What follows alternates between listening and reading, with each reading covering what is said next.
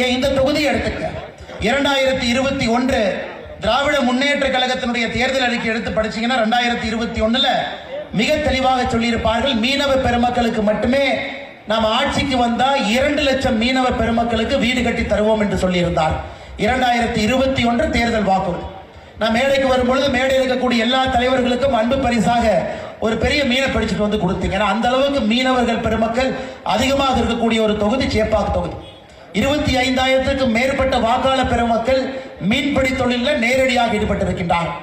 இன்னைக்கு அந்த மீன்பிடி நண்பர்கள்ட்ட போய் எத்தனை பேருக்கு திராவிட முன்னேற்ற கழகம் ஆட்சிக்கு வந்த பிறகு கடந்த 4 ஆண்டு 11 மாதத்துல உங்களுக்கு வீடு கட்டி கொடுத்திருக்காங்கன்னு கேட்டீங்கன்னா கண்டிப்பா ஒருத்தர் 2 பேர் கூட கை தூக்க மாட்டாங்க. 2 லட்சம் எங்கே இருக்கிறது?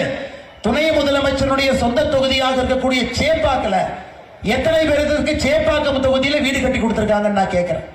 இன்னைக்கு தமிழகத்தில் எங்கே பார்த்தாலும் கூட கஞ்சா புழக்கம் என்பது பட்டி தொட்டி எல்லாம் பரவி கிடைக்கிறது.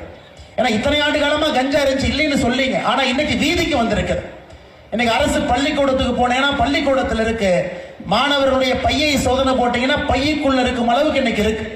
இன்னைக்கு கஞ்சா புழக்கத்தால பெரும் குற்றங்கள் தமிழகத்திலே அதிகமாகி கொண்டிருக்கிறது.